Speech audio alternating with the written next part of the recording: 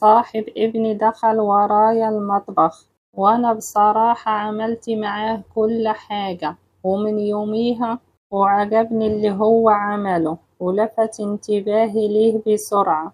أنا اسمي هنية، ومن يوم ما توفى جوزي وأنا فضلت عايشة في البيت أنا وابني الوحيد، وإحنا الحمد لله ظروفنا المادية كانت كويسة، وجوزي كان ميسور الحال وساب لنا البيت وساب لنا فلوس في البنك، وأنا كان عندي ولد وحيد، وأنا وابني فضلنا عايشين في نفس المستوى اللي كنا عايشين فيه قبل ما يتوفى أبوه.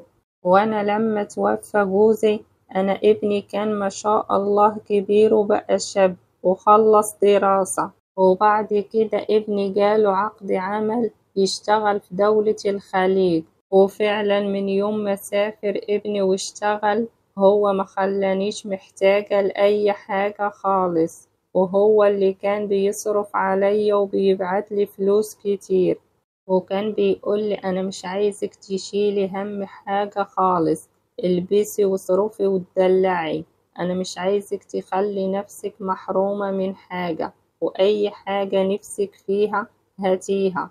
وجوزي عشان كان بيحبني وما كانش بيخليني شايلة هم الحاجة، فابني كمان طلع زي أبوه، ما كانش بيسيبني أشيل هم حاجة. وبعد ما سافر ابني أنا رجعت أفكر في نفسي، لأني يعتبر كنت عايشة لوحدي في البيت، وابني كان مسافر وما كانش بينزل أجازة غير مرة كل 6 شهور، وعشت لوحدي في البيت وخلت العيون عليا كتير، وخصوصا إن أنا كنت لسه صغيرة وجميلة، وكان في عرسان كتير بتتقدم لي، لكن أنا كنت بخاف من موضوع الجواز، وفي أوقات كنت بفكر في الجواز لأنه كان في حاجات كتير ناقصاني نفسي فيها ونفسي إن أنا أعملها، وما كانش في حد حاسس فيا ولا بيفكر فيا.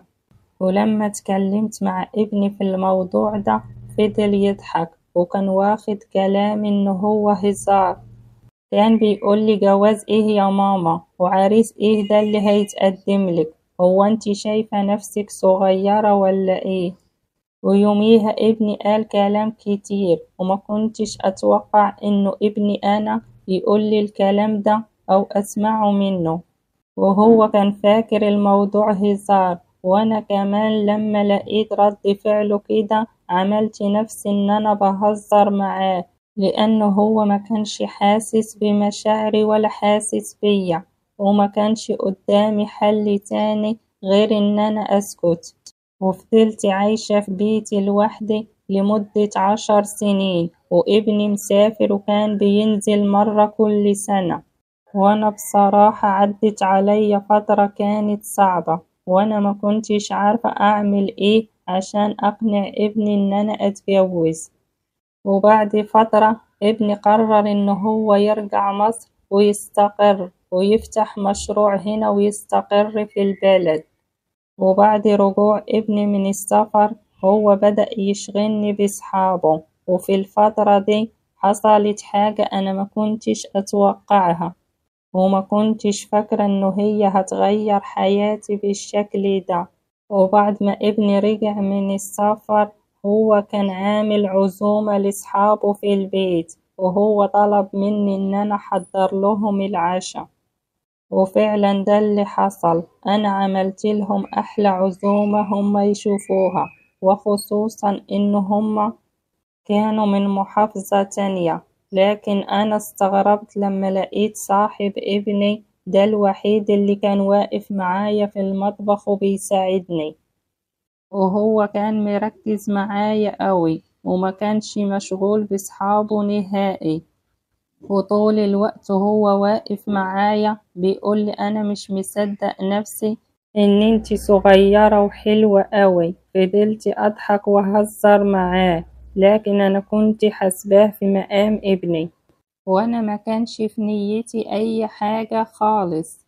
لكن آخر الليل اتفاجئت جدا باللي هو بيعمله، وطريقة كلامه اللي كانت مختلفة معايا تماما، وهو كان بيقرب مني بطريقة غير مباشرة. ويوميها اتصدمت باللي كان بيحصل، وعشان خاطر ابني كان موجود وصحابه كانوا معاه والبيت كان مليان، فما كانش ينفع ان انا اتكلم او اقول حاجة. ويوميها صاحب ابني كان مصمم ان هو يفضل بايت عندنا في البيت مع ابني بالرغم انه صحابه كلهم مشيوا. لكن انا في اليوم ده ما بطلتش تفكير في صاحب ابني، وانا معرفش ليه حصل مني كل الكلام ده. وهو من وقت ما شافني وهو كان مركز معايا زيادة عن اللزوم، وبالرغم من اني كنت قد والدته. وفضلت افكر في صاحب ابني واللي حصل تاني يوم، وهو كان لسه قاعد عندنا في البيت وكان مستنيني لما أصحى من النوم عشان يسلم علي قبل ما يروح. طريقة كلامه ونظراته ليا ما كانتش مريحة وكانت غريبة قوي. ولقيته بيقولي إنه هو بعد يومين هيجيلي البيت، وأنا بصراحة كنت مستغربة قوي. وابني كان طيب وعلى نيته، ما كانش واخد باله من الكلام اللي هو صاحبه بيقوله، وما كانش متخيل انه صاحبه بيفكر بالطريقة دي. لكن صاحبه ما كانش سهل، وانه هو كان في دماغه حاجة، والحاجة دي هو عايز يوصل لها بأي تمن. وانا كمان كنت مستنية انه الحاجة دي تحصل. لكن الحاجة الغريبة اللي خلتني مش عارفة صاحب ابني هو عايز ايه، وانه هو ما تكلمش معايا غير اليوم العزومة اللي كان عندنا.